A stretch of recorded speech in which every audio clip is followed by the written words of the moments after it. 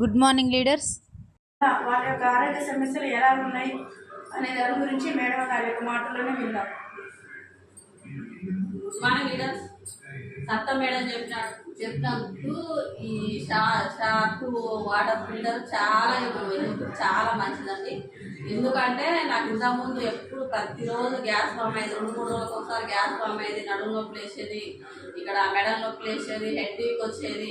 ఈ water use చేసిన కాంచి అవన్నీ కట్ అయినాయి. అసలు ఏ నొప్పి లేదు, ఏది లేదు. మోకాల నొప్పి కూడా వచ్చినాయి, ఆ మోకాల నొప్పి కూడా లేదు, ఏది లేదు.